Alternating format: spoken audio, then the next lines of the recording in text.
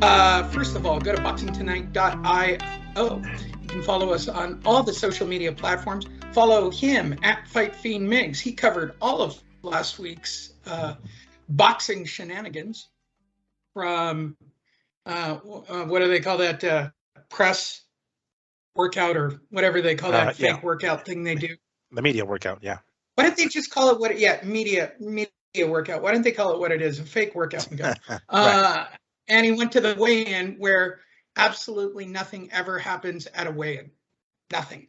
Nothing ever happens at a weigh-in. If you didn't see it, we got a compa in Spanish. Get to know your fight person, which has gotten some nice little clicks and feedback. So I'm really happy about that.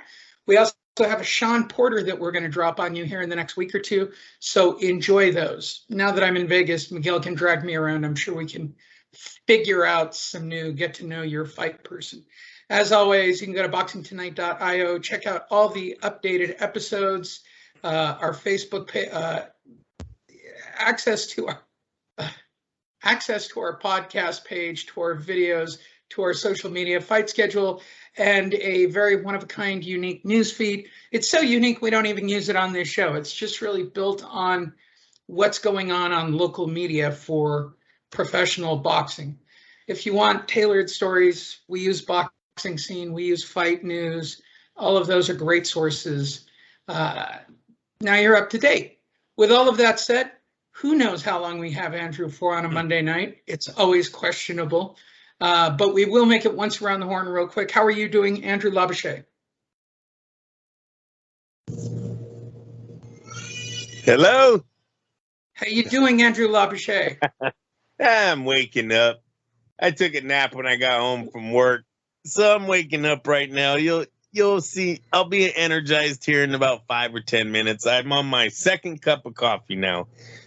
In the background, that is Natalia screaming her head off because a tablet has broken in this house. So we are one tablet down and 3 babies. Ooh. Yeah, I completely get that. Well, let's get Andrew fired up. I did watch the Raiders on Sunday, Andrew, now that I'm a Raiders fan. I really enjoyed the first half. I thought there was some promising. I thought there was some promising talent. That's awesome for you. Let me tell you how my Sunday went. I cleaned up the backyard. I was doing a little horse gambling. It came about 1:25. I said, "Oh, the Raider game." I turned on my schedule. I seen the Raider game. I turned it on. I watched a preview. They showed a Derek Carr pass. And then right when they said it was time to kick off, they turned off the game and put on the Chiefs replay. No Raider game for me, Lee. I hope that isn't a sign of what's coming in the season, but nah, this preseason game was blacked out in Tracy, California. See, that was just like putting a car battery right on his nipples. See what I did there? For all of you who listen to this show or watching the video, Miguel Antonio Barragán made a trip south of the border to go pick up his newly painted truck. And I'm really sad to report he did not get cattle painted on or stenciled or flames. Did you get a pinstripe at least? I did not. I did neither of those. It was just a plain old black paint job, nothing special. It's just to cover up some sunspots. For some reason, something about, a particular paint that Nissan uses, I'm noticing on a lot of other older cars that are Nissan specifically, they just seem to burn out with the sun and a lot sooner than other cars. So I just basically touched it up. Yeah, it happens out at the beach as well. I know it would happen out here. I mean, you're basically sandblasted. Oh, and if you're wondering, yes, we've had flash floods and humidity. Yeah, I live in Vegas, dude. It's happening. It's woohoo. Drove over to the event. Took me 15 minutes on Thursday to go to the press conference. It was very nice. Drove over and was home by the afternoon, back in the air conditioning. Yeah, it was fine. It's been an interesting week, Andrew. We've had flash floodings, thunderstorms, humidity because they flooded the valley again. Yeah. And it looks like, tell me I'm wrong, Miguel, it looks like it's going to happen again tonight. I think we have another flash flood warning till midnight again tonight. Something. I'm seeing clouds coming in my direction. I'm in North Town, so something's going to happen tonight. So there you go. Oh, it's a party here, Andrew. It's a party here all the time. Party all the time. And this weekend is Psycho Las Vegas. So, hey, let's have humidity and a bunch of heavy metal fans invade the strip for 3 straight days. There's a way to keep me off of it. With all that said, go to boxingtonight.io. We've got stories from last week to talk to you about. We've got a fight to preview for this weekend. It'll probably merit a weigh-in show and a discussion. It is kind of a big deal this weekend. And I just pulled the very best of the best news stories. We will be talking to Top Rank Bob today.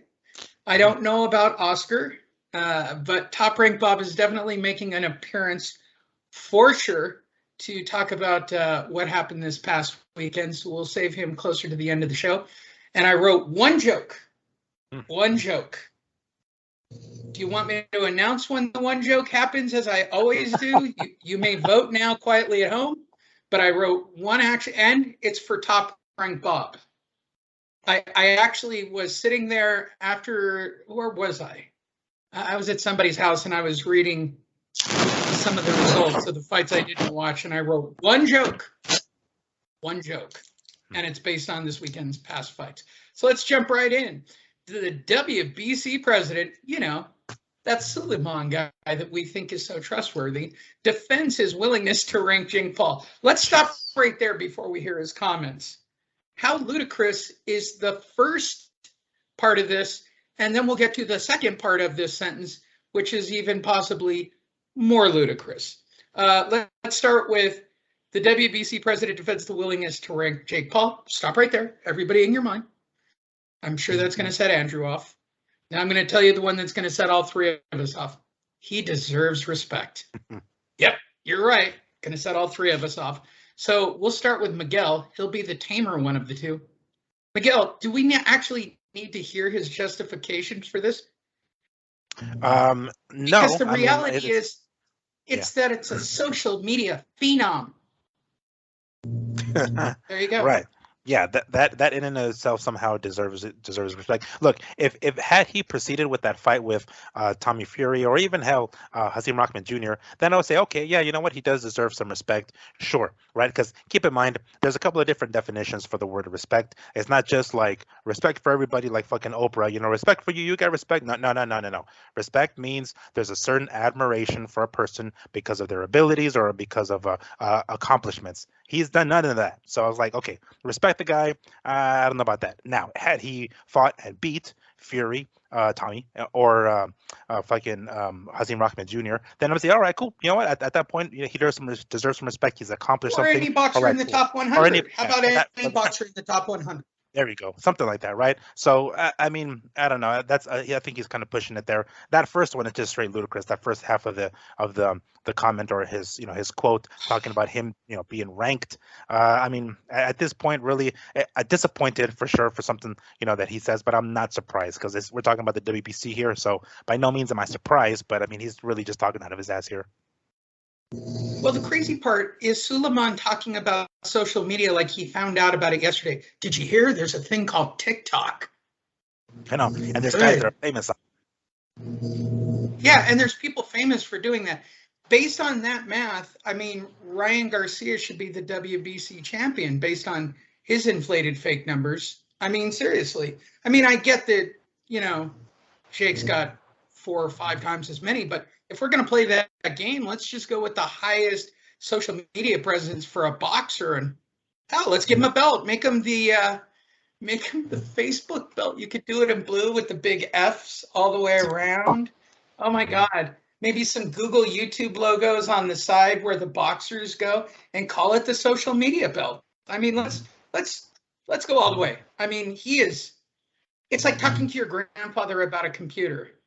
I mean, that's really the vibe I'm getting out of Suleiman at this moment. Andrew, how's it make you feel to know that fighters are getting ranked based on their social media presence? The way he's talking, it's your grandpa on coke. I mean, come on.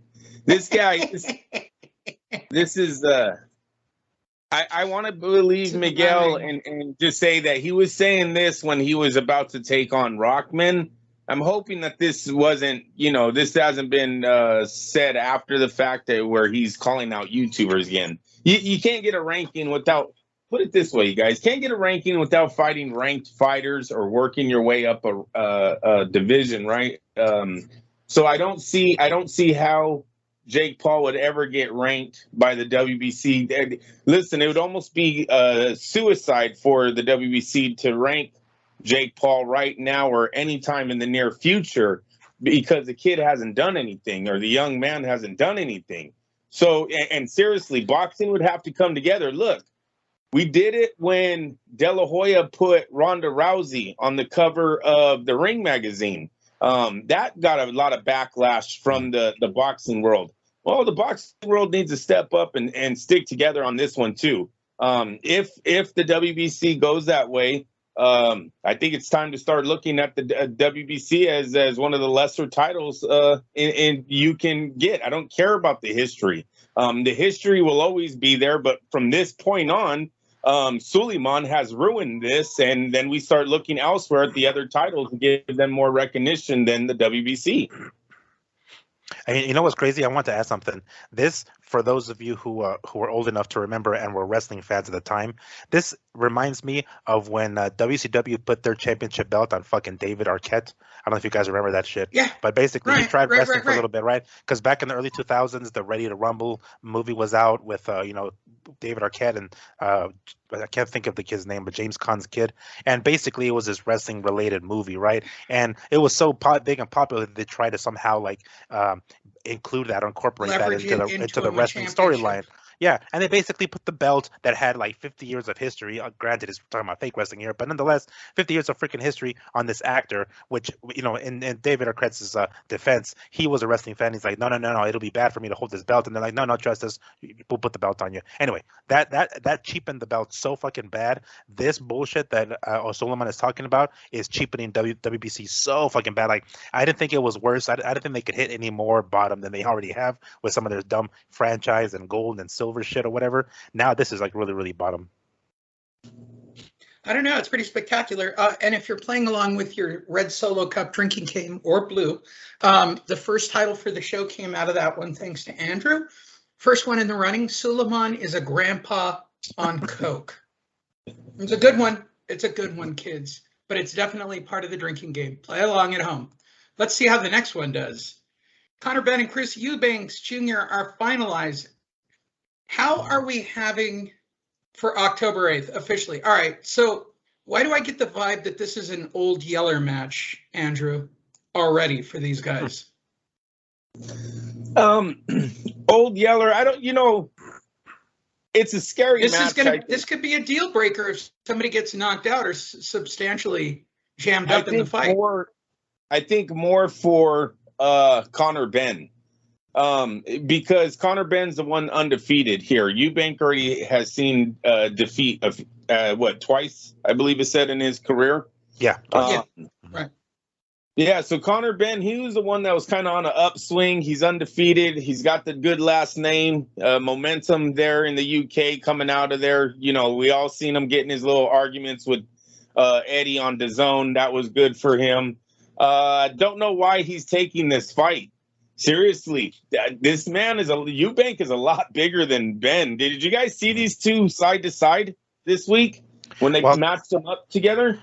I didn't see that, but as I recall, Chris Eubank Jr.'s two losses came at like super middleweight and middleweight. And if I'm not mistaken, Conor Benn is a welterweight. So I don't know what even weight they're actually going to be fighting at. But yeah, Eubank's no joke. That motherfucker's big.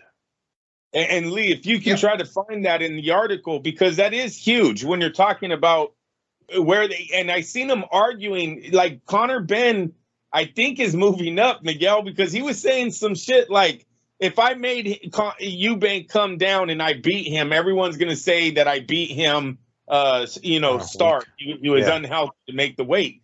So I want to say he's moving up. Now, I don't know if that's all the way to super middleweight, but just when you've seen these two, because Eubank is still a decent fighter. The guy's not trash. You know what I'm saying? He would have beat up probably Chavez Jr. You know what I'm saying? Like he's not that bad of a fighter.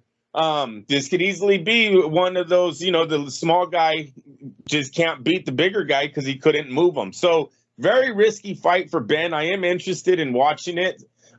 Is there anything on the weight, Lee? Yeah, right here. No belt will be at stake for this second generation bout. Ooh. Don't worry. Suleiman's working on it. He's going to call it the second generation belt. Don't you worry. It'll happen. Which comes at an agreed upon catch weight of 156 pounds. Oh. Ben has fought at welterweight dating back to his April 2016 pro debut, which also took place at the O2. Eubanks Jr., who was just one at the time of the first Eubanks Ben fight, and a 4-year-old at the time of the who was just one at the time of the first Eubanks Ben fight. Who wrote this? You should be shot. Oh, Jake, why would you randomly put in these bizarre fun facts in the middle of talking about weight? Hey, did you know that the kids were only one the first time their dads fought? Okay. I mean, that might be in the last paragraph, maybe, when I was structured. Maybe it was late and he just had to get it out because he got the, fun fact. Or label it randomly at the end of the paragraph, Jake. Fun fact, whatever. I mean, it's just really random. The agreed upon catch weight will mark the lightest. Yeah, no, he forgot it somewhere else in there and he just jammed it back in on the retype. The agreed upon catch weight will mark the lightest that Eubanks has fought at, more than 2 pounds below his career low of 158 and a quarter. Jeez. It seems doable. I mean, it's going to be ugly for Eubanks, which is going to make him weight drain for sure. Well, let's go to our scrap-o-meter. Miguel, good scrap? For as long as it lasts. I mean, I anticipate, what's his name, Eubanks Jr. basically knowing he's going into this fight, hindered because of the weight and probably going balls to the wall early. And we know Conor Ben does tend to start early anyway. So, yeah, I'm expecting fireworks from the fucking jump. I'm going to say this is going to be a good scrap. The hydration clause would be the most interesting thing here, Andrew. I think unless it's got a rehydration clause, right, where he can't gain like 20 pounds the next day, and then Eubanks comes in looking like a light heavyweight or something crazy, it could be interesting for the first part of the fight, and somebody will get beat up, I suspect. It sounds like a knockout fight. Moving forward, hey, Wilder Helenius likely on October 15th at Barclays Center to headline Fox Sports pay-per-view. All right, there's a lot to unpack on this sentence. First of all, let's start with Wilder Helenius. I guess Helenius put himself in that position by taking out the Pollock Wonder twice. October, all right. Barclays, yeah, it works for the Wilder crowd. Then the part that kind of bothers me. Pay-per-view? Question mark? And Fox pay-per-view? Question mark. I'll start with you this time, Miguel. Feel free to unpack any of that. Well, the fight itself is a good one.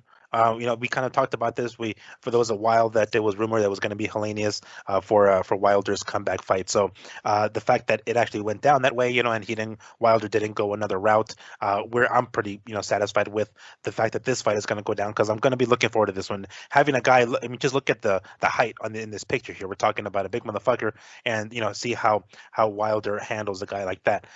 If he can, if his mind is still like, is he going to have, with a big, tall, bald white guy, is going to have like fucking Fury flashbacks. He's going to be shell shocked in the ring there, seeing a guy that looks like Fury in front of him. Like, oh shit. So I'm looking forward to this fight. I'm totally down for it because I want to see it. No fucking way in hell should this be on pay-per-view. Like, hell fucking no. I mean, Wilder should have been the bullet here and just been like, all right, no, put me on Fox, put me on Showtime, put me on whatever. It's my comeback fight. We're not fighting a top-notch dude. We're not fighting another superstar to be worthy of a pay-per-view price tag. I hope whatever price tag they do put on it is going to be relatively inexpensive, but still, it has to be like, seriously, like $20 for me to even consider ordering this bullshit. Andrew, White on Black Crime in Brooklyn, October 15th on pay-per-view. Are you down at Barclays? Yeah, look, this is a huge fight for the PBC. I always talk about the going out of the stable to fight. They're not very successful when they get out of the PBC stable. Hellenius did it to Kawanaki twice. Now he's taking on one of their big boys in Wilder. It's a good fight right here. PBC better invest a lot of money into the internet police, because it's probably going to be one of the most streamed fights of the year. I don't see anyone spending $90, $70, whatever they're going to put this thing at for this fight. Now, the PBC. What do you think Deontay's worth? I mean, honestly, what do you think Deontay should get for a fight like this? It's not. I don't know if it's Deontay or Hellenius is the one that's not going to be able to sell this fight. Hellenius, well, he's known to the die-hard boxing world. The ball really stops there, at least. So you're looking at it like what some casuals might see this as a Mike Tyson, Peter McNeely type fight, more than a Wilder versus Fury fight. Hellenius bleeds MAGA to me. Like, he might as well be flashing like little MAGA symbols and KKK symbols and play this things up. They better start then, because he hasn't, and he's not from America, correct? Hellenius, yeah, I don't. Right. Yeah, he's a Viking or something crazy, right? Like finished or pull. Yeah, right. Yeah. Finish. Yep. Yeah, exactly. Yeah. Finish. So I got it right first try. So yeah, I'm not getting the pay-per-view. Look, they had to do it because Wilder's demanding, $15 million a fight now. He thinks he's in heavyweight big boy money. We knew this problem a year ago when this started, after basically the Fury fight, when we were talking about his future. We knew this money thing was going to become an issue. I'm a little surprised they're going to try pay-per-view with this, but I don't think they had another option, you guys. Showtime, not a big budget. And the PBC money is kind of, I think that's all gone. Right now, the PBC is living off of whatever Showtime's offering them, which I think played effect into the Broner situation, and then whatever they can generate through pay-per-view and live gate attendance. I think that's the only way the PBC is running right now. Yeah. All Wilder has to do is call him a honky once, and all Hellenius has to do is get a tattoo of, something racist. I mean, You'll be great. Make a couple of bucks. When's the last time the PBC put a huge fight on free Fox television on a Saturday night? They haven't done that in a while, right? Well, it's been a minute. It's been a hot minute. I mean, I don't remember the last time I did it, to be honest, but yeah, it's been a while. I don't think that. I think that contract is gone. It seems like they are only a pay-per-view and whatever Showtime is offering them type of company right now. All of their fight, Gervonta Davis has all been on pay-per-view. Wilder's have been on pay-per-view. Spence has been on pay-per-view. That none of these fights are free anymore. That ship has sailed. So we'll see what Deontay's worth on this night. But with that being said, look for them to be heavy on the most streamed fight of the year. I think they're going to go heavy with that on that night. Oh, yeah. Well, and I would even make an additional comment. I mean, if Fox was really smart, right after the NFL on Sunday, say 5 or 6 o'clock, this would kill on Fox Prime. I mean, It would kill on the affiliates. It would be the most recorded for sure, and they track that now. I think it would do a lot for him, but that's not the way Big Al rolls. So good luck, guys. Good luck. Moving forward, I'm going to do a couple of Lemieux stories simultaneously, and it's going to be one of the rarities where you actually hear me say it. David Lemieux's dad got shot in that Montreal shooting spree that just occurred, which is horrible. Horrible. He was declared dead at the scene. I mean, that's horrible. I'm not going to get into a big political thing about shootings that are happening all over the country. It's just another fact of life. But I thought the most interesting follow-up to that, and I don't know if I had them staged together, by the end of this week, he actually announced his retirement as well. He was all done with the whole thing. It was more of just an announcement. and due respect for me for doing all the Mario Lemieux jokes for God knows 10 years. So our prayers and wishes go out to the Lemieux family, as well as to Lemieux for a boxing career. Thank you very much from Fight Net Radio. There you go. See, Andrew, I didn't go there. Didn't go there. I'm 2 weeks in a row of not going into bad places. Don't you worry. Top Rank Bob will take us there shortly. The WBA rejects the appeal for Bivol to buy Ramirez. He's got to fight him. This is really interesting. So he wanted to sit around and wait for that Canelo rematch. Bivol wanted that Canelo money bad. Instead, he's now going to have to fight Zuro for sure. Zuro's comments during the week were, I'm going to destroy him and show him what a Mexican warrior is all about. It's already getting played up to the hilt. If Tommy Hearns has his wits about him, he'll let Oscar do it in probably Texas, I would imagine, or at the very least Anaheim or something. So I guess we're going to get it. We're going to get Bivol versus Ramirez. Ramirez's chance to get the WBA. What says you, Miguel? Good scrap? Yes, definitely. If I recall correctly, I think Bivol was his team were like lobbying to try to get like a fight with that Buatsi dude, is like a black light heavyweight guy. Yeah, like a tune-up fight just to kill time for Canelo. And that guy really, like, he's not a bad guy, but he's not on Bivol's level. And he was basically trying to get out of, he was trying to get a gimme fight, I guess, while he kills time for a Canelo rematch. And the WBA, surprisingly, because they're up there with the WBC as far as the most corrupt goddamn shit places ever. Did the right thing, exactly. Put their foot down. They're like, no. So I mean, I would hope that that Bivol doesn't take like the chicken shit way out and just drops the belt, says fuck it, I'm just gonna drop the belt and fight somebody else if need be. Hopefully that's not how it goes down, and we actually get this fight, because yes, you best believe this is gonna be a good scrap. This one, I will gladly fork up money if it's on pay-per-view. Hopefully it's not, of course. We're expecting it to be on DAZN or something along those lines. But if something happens and it ends up being on pay-per-view, I will gladly fork up the cash for this one. This I'll pay for this one for sure. You're so cute for saying you'd actually pay the money. Did I talk go ahead, Andrew. Well, it's not that you're not convincing. I just know the truth on Fight Night. And by the way, if you're playing the drinking game at home, you're so cute for wanting to pay for that pay-per-view. Made the list. Andrew, how do you feel about the fight? Yeah, I agree with Miguel.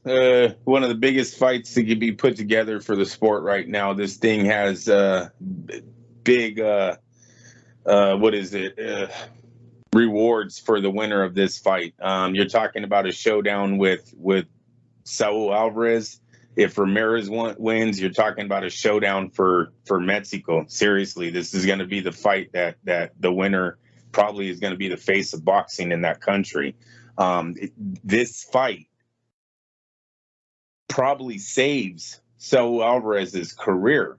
Look, if this fight is as great as everyone, myself, I'll say I think it's going to be Bivol versus Ramirez I'm talking about, and Ramirez is somehow successful, that fight with Alvarez is going to go down in history. And that it's going to really be Alvarez's last time that he can go down. And, the guy is always talking about history.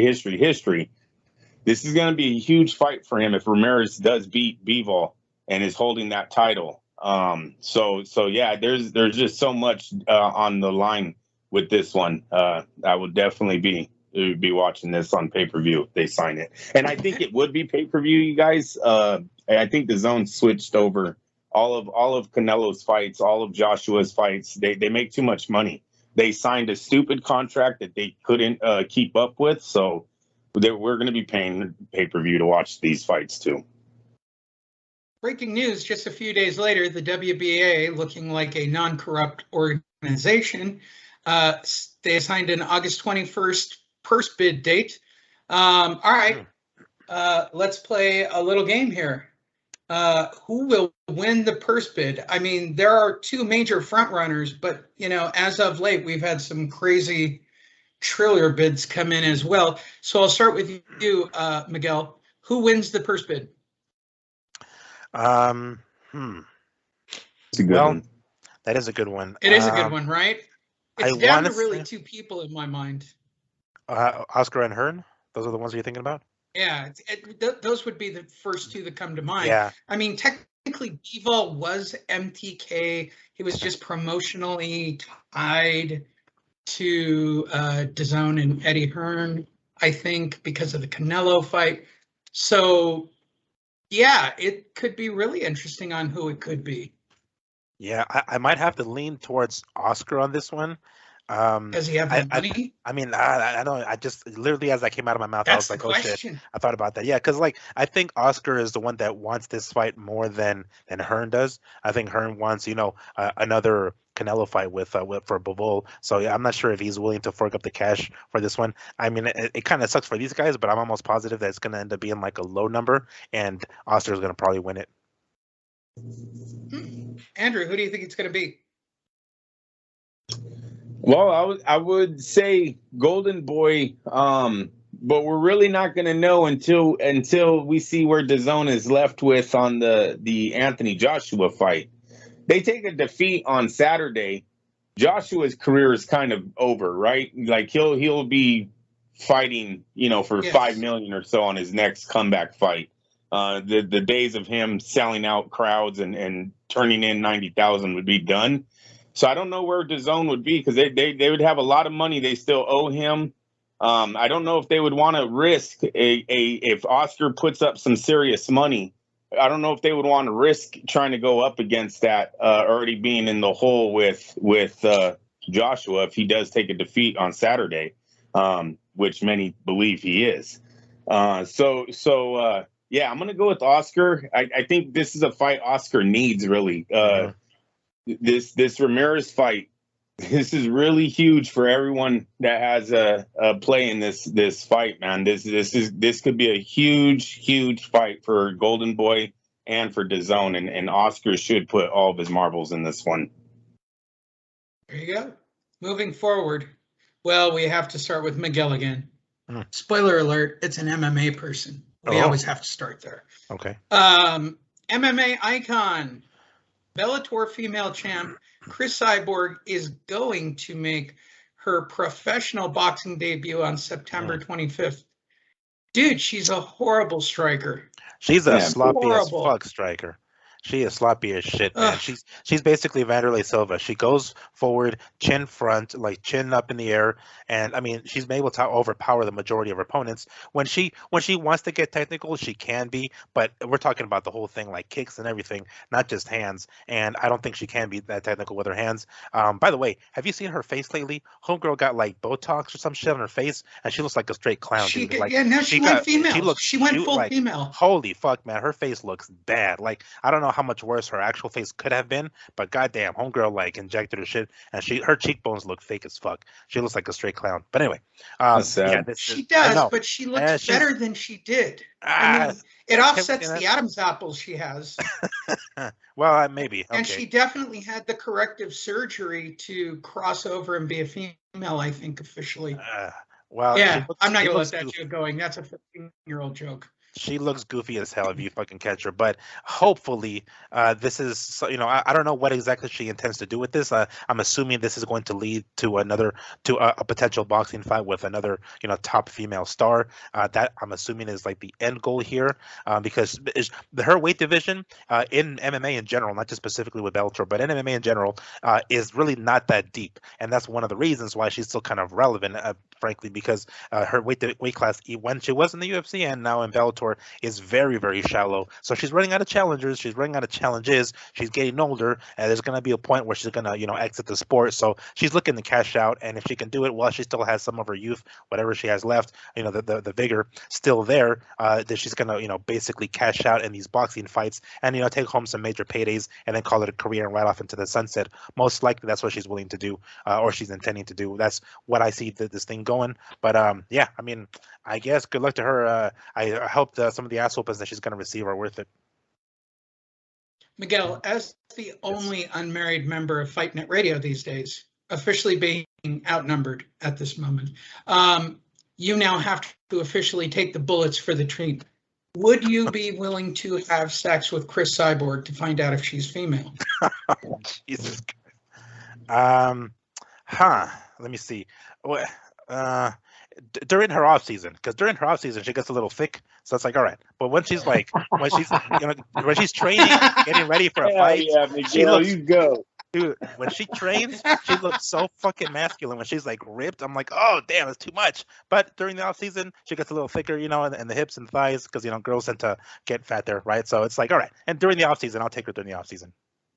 2:30 in the morning. Andrew Labouche. Right. Oh my God, that's so great. So great. Andrew Labouche, your favorite topic, MMA crossing over into boxing. If she gets they're going to feed her for a while, obviously, right? Until, this is going to be the Clarissa Shields going one way to the other. Now we got Cyborg going one way to the other. Okay. Not exactly what you wanted, Andrew? No, listen, this is why I don't think anyone really listens to us, because this is not what we want to see. We want to see Clarissa Shields fight Cyborg in the cage, not Cyborg Clarissa Shields in the ring. And then I think that's the fight they're going with. Those two spar a lot. They've been friends for a while. I believe they've even talked on ESPN about fighting each other one time. So that's probably the end game for Cyborg, is to try to get Clarissa Shields. The problem, Lee, they're gonna have to be real picky, careful on who they pick for her debut in boxing. I don't know if you can straight up get a boxer. If you guys say her hands are that bad, I don't know if you want her in there with a journeyman boxer of any sort. I mean, they're gonna have to go out. I mean, I picture one of her first fights being against someone who just looks like a mom. Seriously, like they go to a gym and they try to bribe someone into taking this fight. She's older. She lacks striking skills in the cage. That doesn't equal good into the boxing ring. That's not going to work out nice for her. And so I'll watch it. I'll definitely watch it. But no, I want to see the MMA challenge one of the champs to fight one of the champs. That's the fight that I'm looking for. I completely hear you, Andrew. Let's move forward for a quick Hey, second. wait, you guys get my photo? Yes. Yeah, we saw your photo. And I'm pretty sure Miguel would have sex with the top one, not the bottom one. Right. And sadly, they're the same person. Yes. This one's for you, Andrew. For the fourth consecutive week, Golovkin has now talked about, let's face it, I'm 40. And I'm nearing retirement, man. I'm old. I'm old. Okay. So I'm going to set you up on this one completely, Andrew, because we've talked about it now for 4 glorious weeks.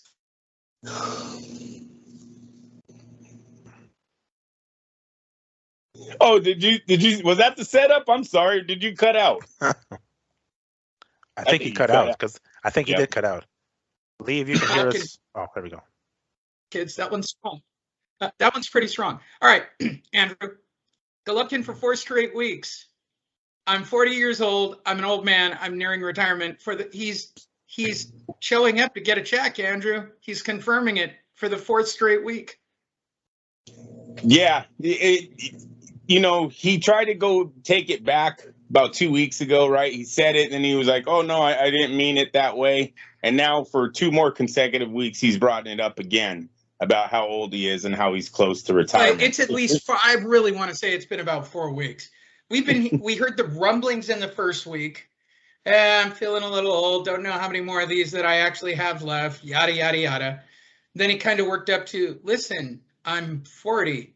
How many more fights do you think I had? Which turned into the last couple of weeks of, oh, no. Let me confirm it. And he even dropped, Lee, this financially sets me up for retirement. He even dropped the financial. Right. That was a couple of weeks ago. Yeah, he's played this out all the way. So, I think I know what's happening. Yeah, he's not getting the same level of training. He knows he knows what it takes to fight a person like Saul Alvarez. He's done it twice already. and he knows his body isn't there anymore, and he's preparing himself for what's going to happen. That's the only thing you can say here is it mentally he's preparing himself for what he's going to do in that ring. But if you cannot give yourself 100% in the gym, there is no way you defeat a man like Saul Alvarez. There isn't. Even, I'm not saying knockout, but he knows he can't beat him for 12 rounds. He's not going to win more rounds than Saul. So he's already starting to downplay this fight, you guys. Really seems like Gennady Golovkin at the end is going to shrug his shoulders and go, I kind of told you guys, I just don't feel it anymore. I'm done. For you guys playing the drinking game, here you go, Andrew, because you like these. Hashtag Triple G. Quote, getting old and getting paid. How do you feel about that one, Andrew? You like that one? Yeah. It's in the running. It's in the running. It's in the running. I also think it was in the contract that he signed with DAZN. I think seriously, there was something there in that contract that said he was going to get this third fight, and you can sue me if you don't. And they're just going with it, man. There's nothing else they can do. Still, the fight really isn't that hot. I don't have a lot of people asking me about this third fight. And with Golovkin putting this out, this is not going to help this fight and get momentum as it gets closer. Miguel, primate face or Cro-Magnon face in that photo with the furrowed brow? It's very primate. Yeah, I'd go with the primate, yeah. It's pretty strong, right? Like the ears are coming forward a little bit too far. They're very chimp-like. Yeah, very almost a Mad TV guy like. Yeah. All right, Miguel, where do you stand on getting old and getting paid? Well, I mean, at least he's admitting it now. I mean, there's no way we can say later that that wasn't his intention. We knew that was kind of the goal. I mean, we knew that was the carrot on the stick that Tommy Hearn and fucking DAZN had in front of him when he signed that contract. That we're gonna get that third Canelo fight, and I think he's been banking on it ever since. He's been basically getting away with the victory these last few fights here, barely. Some of these with that fight with Derevyanchenko, it did not look very well. So he's like, okay, I made it this far. I got all the wins, and now I finally got this third Canelo fight. I am a little surprised that there hasn't been much more hype for this fight, because there was a lot for their first one, there was a lot for their second one, and I was expecting, for as much like when we had asked this question prior to this fight being signed, we asked, is there enough interest in this fight to even make a third one? And we thought, okay, there's going to be plenty, right? There's a lot of Canelo haters who believe that Triple G won both fights. So there's going to be plenty of people like just, basically saying, shut up and take my money already for this pay-per-view. But for some reason, it doesn't seem like it's been that much of a hype. So I'm not sure if maybe, mind you, we still have 3 weeks to go for the fight, or a month roughly for this fight to go down. So maybe something will happen within the next month that'll turn it up even more. But I'm kind of I feel a little disappointed that there has been much more hype around this fight already. All right, this fight is starting to feel a lot like the Chavez-Taylor rematch. It's like more of a formality, than really anything else. Yeah, that was one of the hottest fights that could have been brought back. In 1990, I think is the first one went down, and then 94 the second one. They wait 4 years or 5 years to bring it back. No one gave a shit. Taylor had been in the hospital again by Terry Norris. It was just, the fight was a shell of what it was supposed to be. That's what this is, and what Triple G keeps reminding everyone how old he is and how he wants out. This isn't. It's just doesn't build for an interesting story, and it doesn't build interest from the fans. No one wants to hear about you retiring and getting $25 million as you walk out. I'm waiting for him to start complaining about like his back next. So next week, you guys know I have a bad back, right? And you know that I've got a bad shoulder. I limp in the mornings. I have bad knees. I'm waiting You'll see something like that on the media workout, right? They'll say he never took a seat, or he keeps stretching every time he goes to the corner. He keeps stretching, trying to stretch, work his back out. It's going to be the Manny Pacquiao phantom shoulder at the end of the fight. Like, I can just see this train coming down the tracks again. But when you get that old, I mean, anything's possible. Moving forward. Okay, I didn't write this joke. This joke came to me when I saw the piece, but trust me that we're not at the joke that I wrote yet. But Thurman is under the impression he's the backup option if Spence Crawford deal falls apart. Okay, so here's my joke. Andrew's under the impression that he will be allowed to go to Vegas by himself ever again. He's under that impression. Miguel is under the impression that he could be the heavyweight champion of the world. I'm under the impression that I won't spontaneously combust when I walk outside in Las Vegas. That's how crazy. If any of those don't sound crazy enough for you, think of anything you want and add in the word under the impression. This is like thinking. Okay, so now we've moved from I'm thinking I'm the backup to I'm under the impression, Andrew. So, Andrew, are you under the impression that he's the backup option? Yeah, it doesn't. What I'm more upset about is that they're even talking like this. Who gave him the phone call? What made him feel like he was the backup to this? His friends. No, his crew. He's got a crew. He looks like a guy who's got a crew. I'm sure he's got a crew.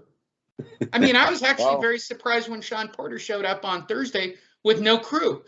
He struck me as a guy that would have a crew. If I was a boxer, I'd have a crew all the time. I think that crew is only around for when you're undefeated in the champ. Porter and Thurman have taken enough defeats where those guys start disappearing after a while. Lee, the money's not as good, so you can't just throw money around to all these dudes following you around. Vegas, bro. Look, in Sean Porter's case, he could have picked up a bunch of homeless people on the way into the event, thrown some Porter t-shirts on them, $5 a head. He would have looked like a champ coming in with like a whole little Porter kind of crew coming in. And seriously, no one's buying this fight. I don't give a fuck. No one is buying Thurman versus Crawford. No one is buying Crawford's Thurman versus Spence too. We're not doing it. It is going to be one of the biggest letdowns in a long time if Crawford and Spence does not come out with a fight here in the next few weeks or so. And to be honest, I know I told you guys off the air, it's pretty scary how they're now saying that they're done with the main event and are moving on to the undercard. Because basically what that's telling me is that Al Heyman has given his final offer to these two guys. This is what you're making. If you don't like it, I'm moving on. And that happened last week. There still has not been an announcement of any of these dudes signing a contract. Like, not even Spence. I mean, why hasn't Spence at least signed his side and said, fuck it, sign your side, I've already signed mine? Nobody's happy. Both sides are still not happy about this, where they've been negotiating for fucking months. You haven't been able to finalize one side yet. It's just a bad look and a big letdown for the sport if these two don't fight. Miguel, are you under the impression you could be heavyweight champion of the world? Well, I mean, I guess first I want to ask the question: how the hell did he get this impression? Because I get the impression some guy when he walked into the gym, hey, there was a phone call and it said they were looking for a Spence Crawford backup. I think the call was for you, bro, but they didn't leave a name or a number. Yeah, so it could be Heyman, it could not be Heyman. I don't know. I'm under the impression I could be heavyweight champ when I step on the scale every fucking morning. It's like, okay, God, it's a lot of weight. I could be heavyweight champ of the world. So like, who gave this, like, who gave him this? I don't know, anonymous letter that said like, hey, bro, start training because you don't know what the fuck's gonna happen. There might be some shit going down, Because here's what I thought. I legitimately thought that it was gonna be fucking Rolly. He was talking mad shit. He was at one of the fights and he was saying, I want fucking forget 140. I'm gonna jump to 147. I want Spence, yada yada. So I was like, oh shit, this is kind of like PBC's little way of like low key saying, hey guys, in case this fight with Spence and Crawford doesn't go down, we're gonna throw in Rolly. He's gonna make jump 2 weight classes, and we're gonna have an ass whooping basically. So I thought that was what I thought. So now I'm seeing another PBC guy like Thurman say, no. I'm under the impression I'm gonna be on deck for these guys. So I don't know how he got the impression, this bullshit. But I maybe he's just wishful thinking on his part. I don't know. Is it a way? Honestly, Andrew, you know this at this level, even with a guy like Porter who held court at a top rank event. If you get a microphone, you can say whatever you want, and the little internet mavens will run to town on it and turn it into something. Yeah, but Lee, I've got to be.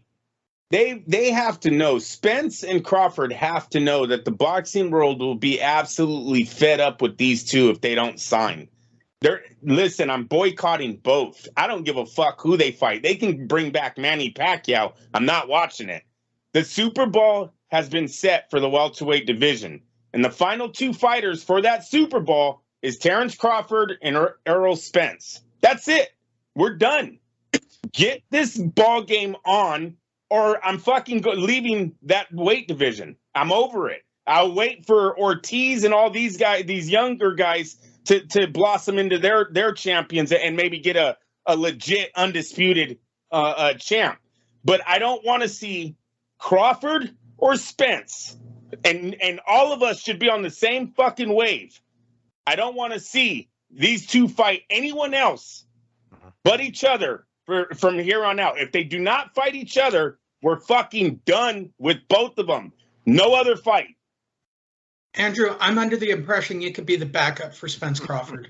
Yeah, hey, I'm under that. I'll take that fight. You can go, announce it, Lee. I'll take that fight. I'm not scared. Fuck that. And Miguel, we'll make you the middleweight champion, and I will go after. I'll cut down. I will probably be going after Bivol. I'm under the impression that I'm the winner of Bivol versus Ramirez, both of whom we don't even have to have the beer game with. I'm telling you, they'd both knock me out. Notice how I don't play the game with them. I'm quite positive it would happen. Heyman, give us a call. Heyman, call us up, man. Call us up. It's a Fight Net Radio night. I'll Peter McNeely that shit all day, man. Peter, he tried it. And he dropped weight to get paid at 140. How bad a weight cut that going to be for you, Andrew, to get to 140? Yeah, that's going to be a problem. Might be some. I won't even need supplements. I'm going to need like crack cocaine. You know what I mean? And like bulimia and like puke after your fight. Andrew hasn't eaten in a week. Oh my gosh, it's so great. I fondly remember 185, and people ask me all the time, how was it to cut to 185? I didn't eat for 2 weeks. I just had ice cubes. I mean, what are you joking? I walk around at 200 pounds. I mean, it's hard. So funny. All right. Yeah, I almost got to get Junior to the gym, you guys. All right, then we'll skip ahead. We'll skip that.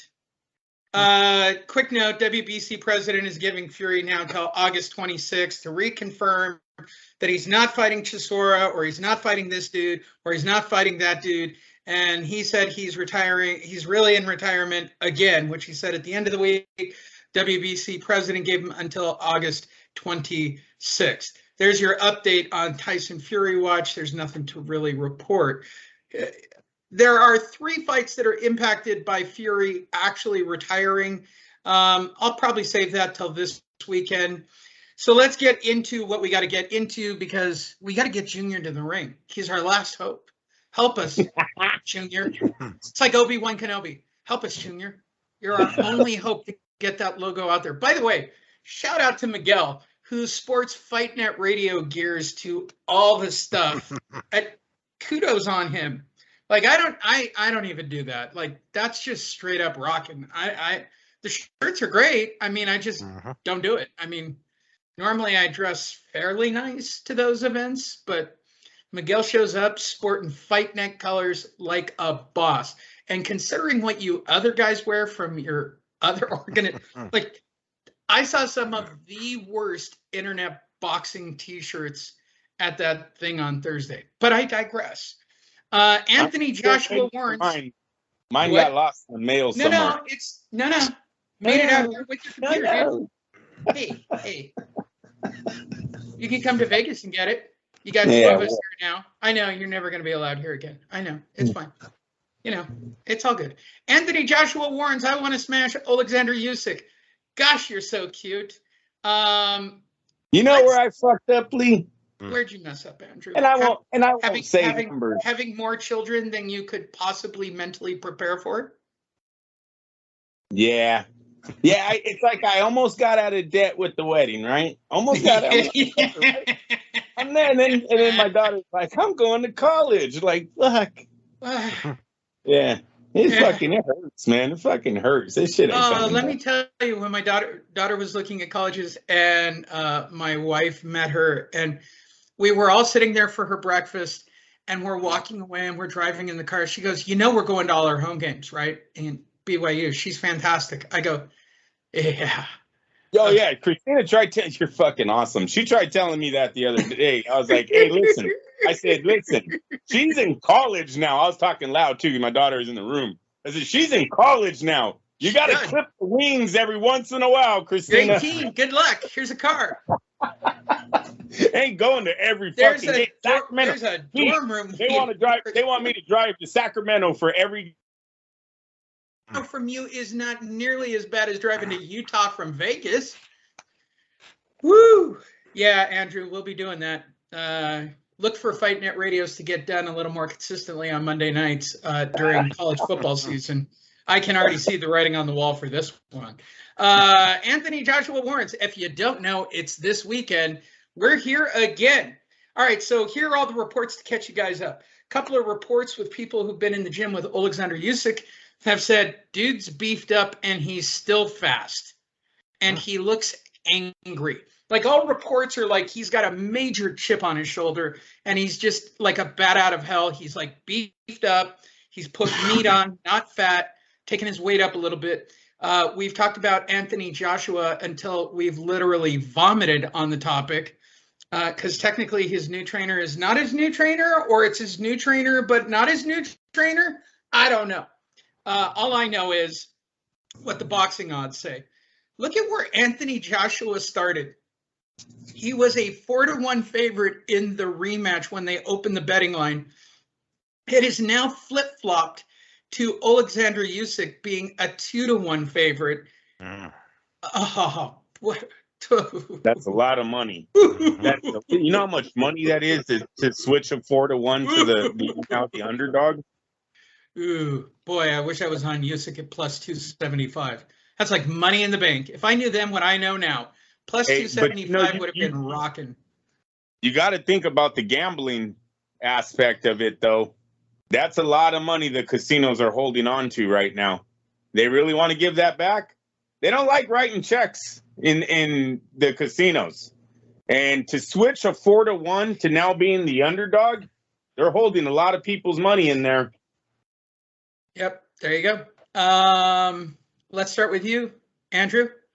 I realize we'll probably do something at the end of the week. I got sick knocking him out. No, I'm just kidding. Wow, that would have been strong. There's a hot take. Yeah, no, look. This isn't even a fight. It's going to rip through him like a hot knife through butter. If you go off of the pictures, it might be that way. The man does look about 20 pounds heavier. I don't know what the scale is going to say on Friday, but off of the photos, Usyk does look a lot stronger for this fight. Saying he's still as fast, which would make him scary as hell. All right, Miguel, how do you see it? I don't like it. I don't like the fact that he's bulked up like that. I don't give a shit what his teammates say. You can't move. If he's 20 pounds heavier, it's a lot harder to move over 20 pounds when you need it to, like, period. So there's no way he's equally as fast. His timing is going to have to be fucking perfect for this one. I don't know. I mean, maybe, I don't know. Maybe he kind of got the impression that, what's his name, that AJ is going to come in and try to like maul him, right, and try to be more physical with him. So he's like, well, fuck it, okay. If he's not going to come in and try to box me this time, then I'm going to have some beef to be able to take, to not get manhandled basically in there. So, I'm not sure if that's the direction that we're going with it, but I don't like it. I mean, I wouldn't mind him going up a little bit, but he looked big, like he looked fucking like yoked in the video that I saw, the clip that I saw. So I'm not sure. I'm a little unsure now, because like if he was going to be the same Usyk, light on his feet, lighter, I guess, more slimmer, and equally as fast as before, then I'd be like, man, it's the exact same outcome. But now that he's slower, it's almost as if he's anticipating he's going to take a lot more shots, and I don't know if he can take those shots. He took him the first fight, I get it, but we were talking about a much slimmer AJ, the one who wasn't going in there for the kill the way he had been before. He tried to outbox Usyk, and it didn't work out. And if he's going to come in here more of a brawler type, the puncher that AJ was, if he's going to come in like that, I kind of it seems as though Usyk knows that and is willing to accept it. That's why he's gaining the bulk. So he's like, I'm going to have to take this guy's punches. I don't know if he can. That's the problem. That's probably not the best way to go about fighting a guy who's much bigger than you, taking the shots like that. One thing that it doesn't make me nervous. So one thing that I seen in Joshua since the Andy Ruiz defeat is he looks a little shaken in the ring when he gets hit. Sort of like Rafael Ruelas. I think we brought that up before. Just every punch seems to wiggle his legs just a little. It's almost like Anthony has to take the shot and then register it. Did this hurt me? Did it hurt me? Okay, all right, I'm still good. We're still in this. We're still in this. Like, he's not comfortable in the ring. If he brings that same attitude Saturday night to a much bigger Usyk wipes him out. He's going to wipe the floor with him because he hurt him in the first fight numerous times. This time he's bigger. This time he has a lot on his like Usyk. This guy is coming from war. I know we brought this up a lot and all this shit, man. This dude's coming from some serious conditions. Like there's a lot on his mind. If he hurts Joshua, he's taking Joshua out fast. This fight will be over. Joshua won't know what hit him because he almost acts like that already. Like I said, he takes the punch and then he thinks about what just happened. I just took a punch. Am I good? Am I good? Usyk's going to walk right through him if he does that again. We will get together after the weigh-in, see how they both look. Look for a show either Friday night or Saturday morning. We'll get together for about 20 or 30 minutes on one of those nights, and we will give you our final predictions. Andrew always likes to see the boys once they've taken off their clothes. Not like He that. does. Hold on now. What? Hey, yeah, I even leave. Damn it, Lee. Now I got to protect my manhood. No, I usually leave the weigh-ins, too. After the main event's done, I'm out of there. There you go. So keep an eye out. It is Only the gay heavyweight guys championship stay for of all the of world. It is. Hey. I stay at the end. Shit. Fuck. He's all, I have photos of the whole undercard. Damn it. He does. There's video available on the Fight Net Radio page at Fight Feed Mix. Follow him. For us on the West Coast, that means 9 o'clock. That means for our producer, Sam Navajero, I think you're watching it the next day after the fight's already happened. I don't know how that works. I don't know. It's probably in the same time zone, probably. They're probably pretty close. But it's 12 p.m. Eastern time when it all begins, which means 9 o'clock out here on the West Coast. So we will get you something on Friday night or Friday after the weigh-ins. Check us out. Make sure you're signed up. Always go to boxingtonight.io. Biggest story of the week. This has set the boys off. Adrien Broner withdraws literally days before his fight with Omar Figueroa, citing mental health issues. The rest of the Showtime card will happen on Saturday. So if you've got nothing better to do, and I mean root canal, I don't know, ingrown toenail surgery, you might want to book it in this time slot because I suspect based on this undercard, they'd be less painful to have a root canal than watching this undercard because there was nothing on the undercard. We talked about it. We've been texting about it. The boys have been talking about it. It is one of the possible titles. Mental health has become the new excuse. I used air quotes. I don't have video on for this era, right? We've had COVID as an excuse. We've had AIDS as an excuse. We've had all kinds of stuff as excuses. And at the end of the day, my final answer on it, and we'll start with you, Andrew. To me, you guys couldn't sell tickets. And Broner was pissy at the press conference. I think he was pissy going into it. I feel like his money was based on ticket sales, and he suddenly had mental health issues. Yeah, I'm on board with you there, Lee. This just, with the way Adrien Broner prices himself, even in today's world, he thinks he's Floyd Mayweather.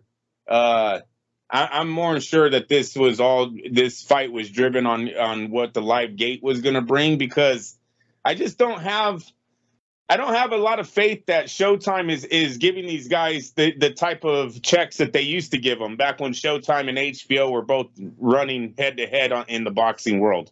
They're the only platform that a lot of these young men have right now, and they don't have the money to give to them. I mean, they can literally tell them that, and the fighter has to take whatever Espinoza's offering.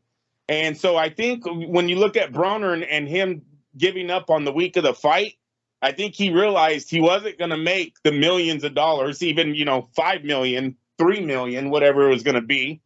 And he pulled out. He will not fight. This guy is not going to fight for anything less than the price that he puts out there. And I just, Figueroa put out a tweet that he wants proof. And I don't know what the laws are, right? We know that your health records are confidential. But when you are throwing away millions, I mean, you're hurting Figueroa's family too by doing that. I know they're going to let him fight Lipnitz. Sergey Lipnitz, I guess, is stepping in to take this fight. I don't know if Figueroa is getting the same check that he would with Broner, but if he doesn't, I would see if I could lawyer up and start taking some of these fighters to court to see if they're actually admitting themselves into hospitals and seeking real professional help, or is this just some bullshit of, everyone hurt my feelings on the internet, and I'm gonna go home and have I need to unplug, right? That's a lot of the word. I'm gonna unplug from social media for a while. And if he doesn't have evidence, yeah, I would sue. I would try to get a lawsuit in that he stopped me from making money. Oh, yeah, I would agree with you. Well, and I'm going to say this, as a person with mental health issues, I suffer from depression. I've talked about it. I've recorded it, and I've done many stupid things on this show because of it. I'm actually offended when it's used as an excuse because you got caught banging somebody else's wife. Bro, that's not a mental health issue. You didn't like your money, mental health issue. It's offensive to me when people... Like, I got no problems. You want to see my doctor receipts? I'm more than happy. I would be the first guy to go, here's my guy, right? I'm like, my doctor said, I think this is too stressful for you, for everything you're going through right now. You need to pull out of this fight. It's too much on you. There's going to be too much of a dump at the backside of it. Broner's full of crap. He's always been full of crap. I just wish he would just go rob a liquor store, preferably with that guy who, likes to stabby, people in the stomach for robbing a liquor store, as we saw recently in the news. Yeah, I seen that.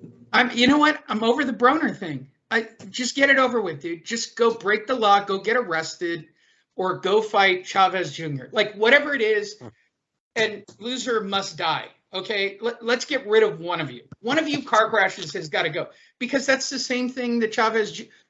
Actually, if Chavez Jr. actually said, I'm citing mental health, I'd go, finally you're admitting to it, bro. Finally, you're getting to your daddy issues. Thank God.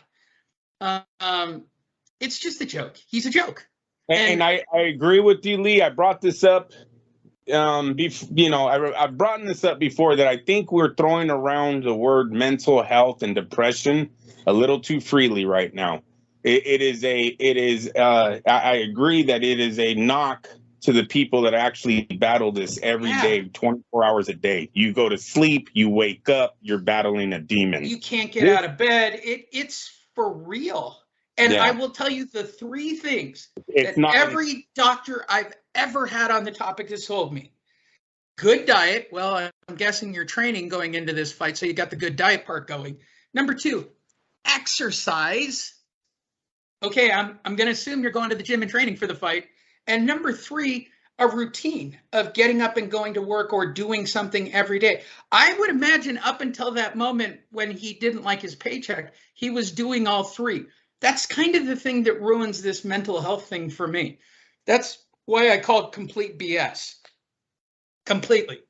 Those are the 3 things your therapist / doctor / MFCC would tell you to do, Broner. So if this is just self-diagnosed with you jacking off at home to come up with an answer, what will I use? How about the monkeypox? Nope, they can see that. COVID? Nope. I think I've used that one before to get out of court. Oh, I know, mental health. I'll use the Ryan Garcia playbook. But didn't he use that because he was caught banging somebody else's? Yes, he did. He had to go to sex therapy, whatever that. It's just ridiculous. You know what? No, but just say you have AIDS. I mean, we should just all default it. Just call everything AIDS. Let's just turn back the clock. Every time you guys went out of a fight, just say you contracted AIDS. Oh, it was a false positive. I'm healthy on Monday. Cool, bro. At least we know why you did it. It's just a joke, Andrew. It is offensive to me. I've been gearing up for this story like a lunatic since you threw that text out to us. I'm like, screw him. I mean, seriously, you don't know. You just don't know, bro. You don't know what it's like. And it's crazy. Miguel, how do you feel about Broner and mental health? Well, I mean, we mentioned it already. It's the in thing right now. You know, it's the excuse that everybody goes to after hearing Ryan Garcia, after seeing Danny Garcia basically break down in the ring in his post-fight interview with Jim Gray. You know, he's crying about stuff, and Adrien, that's the logical thing. It's like, oh shit, that's the in thing. Let me go ahead and toss that out there.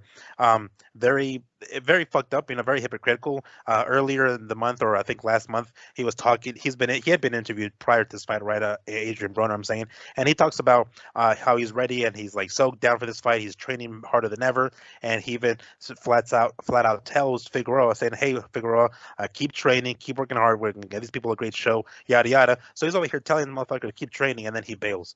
You know, so it seems like a really like poor cop out. You know, it's obviously something else, right? Is it ticket sales? Is it his paycheck not being what he hopes it is going to be? What purpose does this really serve? Like, he can at least go into this fight, maybe get an ass whooping. And I mean, it's not like Figueroa is a fucking whirlwind either. You know, he's not exactly the favorite great going into the fight. I looked at the betting odds. All the money was on Broner for it was a no-brainer for him. Yeah, so just go in there and get your paycheck and, you know, cover whatever shit you got to cover. I'm sure the guy's severely in debt. He's going to need a paycheck. Like, what's the point?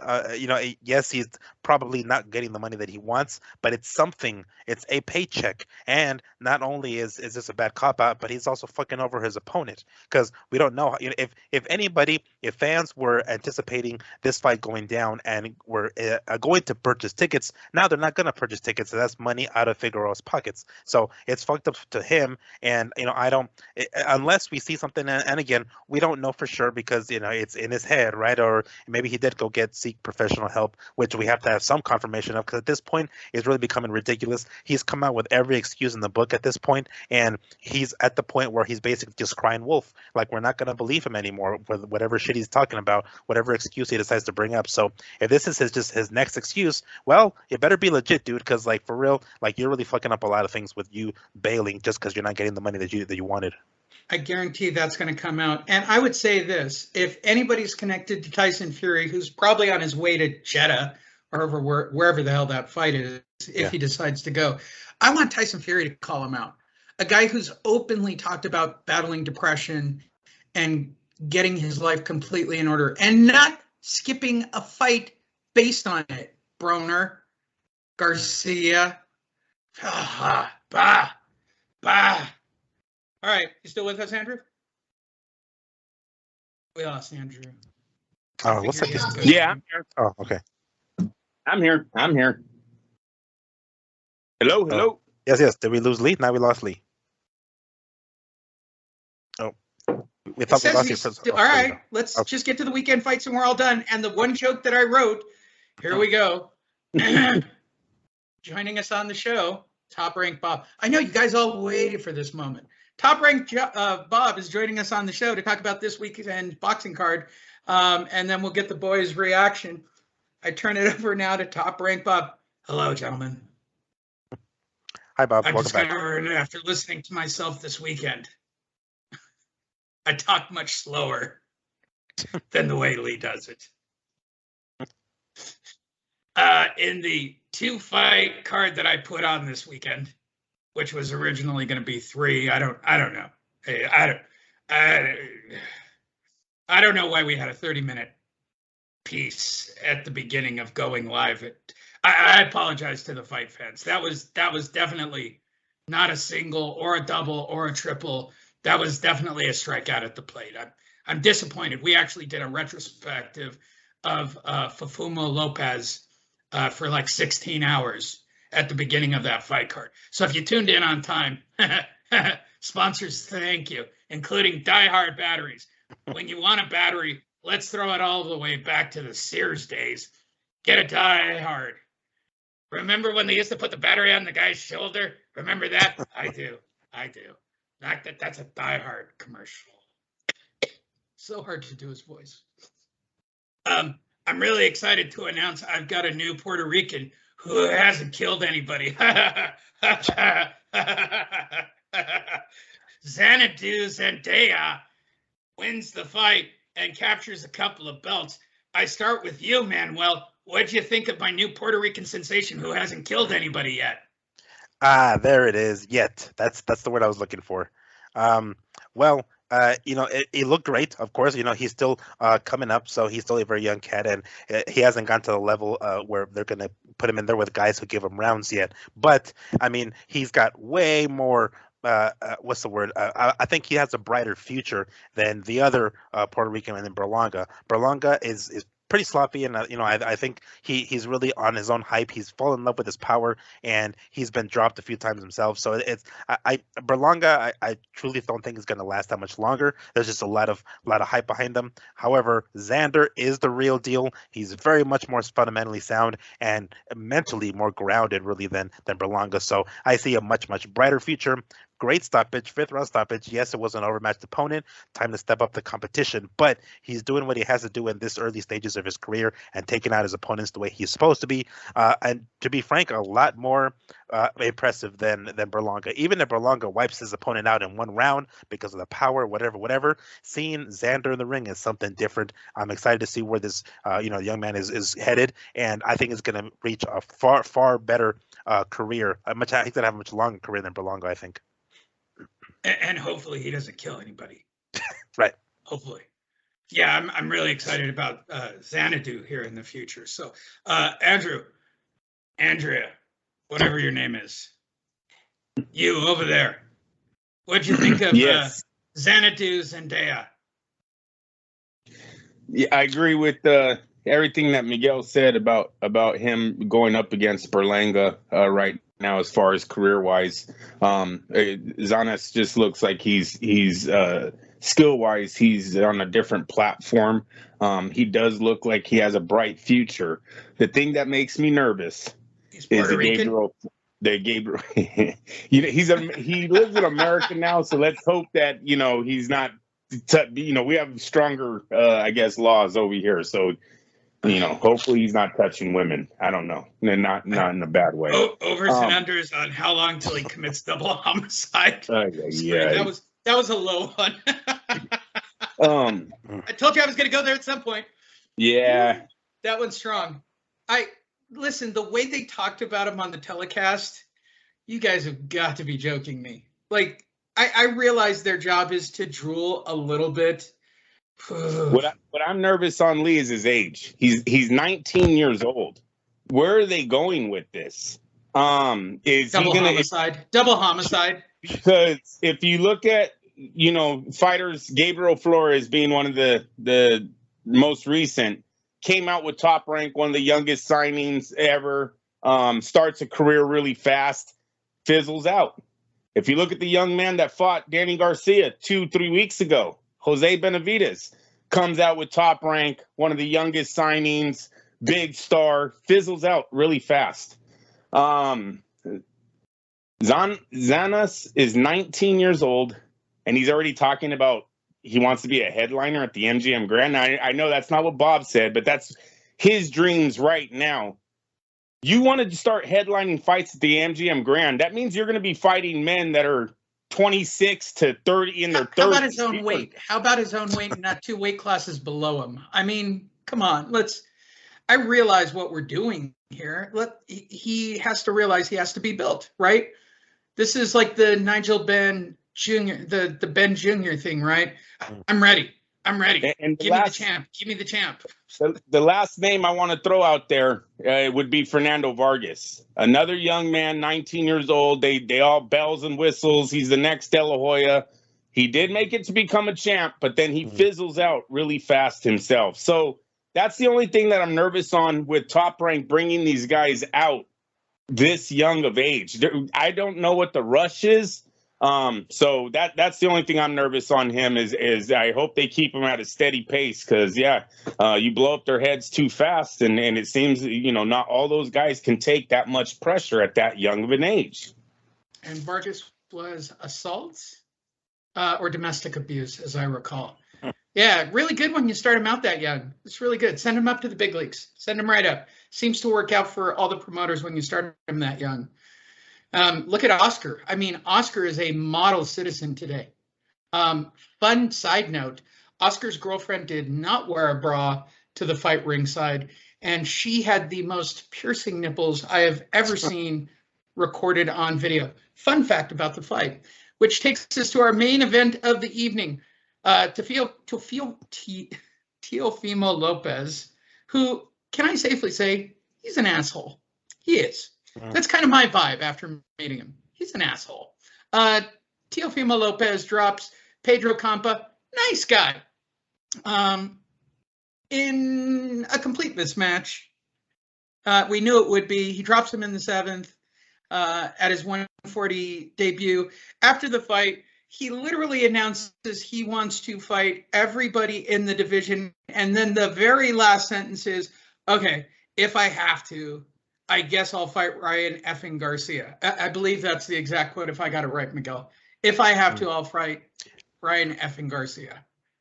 Yeah. Basically, he named everybody else but him, and then he was like, if I have to, it's like, what the fuck you mean if I have to? You know damn well that's gonna be, even if he completely mops the floor with Ryan, even if he does that, like that is a name over someone that's relatively popular, someone that's a name, it's like fucking do it. But when he was asked about it flat out, he's like, oh well, if Josh Taylor isn't available and if Prograis isn't available, and he went to this like long fucking list of people, and it's like, well then so be it. It's like, what the fuck you mean so be it? So you don't want to fight him unless it's the last resort? Like, get the fuck out of here. You know damn well you want to take over. You want more notoriety, you want more popularity. Beat the guy who's popular. Whoop his ass. Go ahead and do it. That's the best way to do it. Am I still sure that this guy is coming off a loss still? Right? And he just literally beat an unranked, guy. Right. And he's talking like he's King Kong. Yes, and the way he celebrated, like, look, I get it. When you celebrate after like a long layoff, or when you win, I should say, backflip's fine. Backflip, fine. But he starts getting like emotional and stuff, like he just won a title again. It's like, bro, it's a comeback. Take it easy, motherfucker. Go cry in the locker room. You know what I'm saying? Like, go do that over there with your people. It's just like it irks me when people celebrate like they just won the world title when they beat a non-ranked guy. It's like, God damn it, act like you've been here before. You scored a touchdown. You don't fucking act crazy, right? You act like you've been here before. You spike the ball and call it a day. That's it. Like, come on now. Let's That is my personal angst in professional football. You're down by 3 scores. You got a sack on 3rd and long, and you're celebrating for sacking the quarterback when you're down by 3 touchdowns. Bro, wrong time. Inappropriate. Andrew, before you have to take off, what'd you think of Teofimo Lopez's debut? Teofimo. Yes. Look, I was impressed with how good he looked. I liked his skills. I liked his boxing in and out. He had his hand speed was there. Didn't see too much power. I know he stopped the guy finally in the 7th round, but there wasn't a lot of power like we've seen in the lightweights there with Lopez. So that was one knock that I would give him. Another knock was I thought he took a lot of punches early in that fight. That could have been ring rust though, because that 7th round is a thing of beauty. That was one of the cleanest finishes we've seen. I know he's fighting an unranked opponent, but it was just a thing of beauty the way he technically broke him down in that 7th round. The in and out, the combinations, the countering, it was just everything was working at that moment. He was definitely in his zone on the 7th round. What I took from the interview, it seems like Top Rank has already told this young man what he's doing next. His next fight is going to be on pay-per-view, and it's going to be at the Madison Square Garden in December. Telefimo said it. He says it at the end. Oh, see, and I don't know if that's his dream, if that's what he wants to do, if that's what's already been told to him. But look, Josh Taylor is a star. Maybe they've already worked a fight where they're going to do, because Bob Arum wins either way. He doesn't get, that's double ending the deal. He doesn't care if Taylor wins. He doesn't care if Lopez wins. All he needs to do is put the fight together. He still has the face of the division, whoever wins.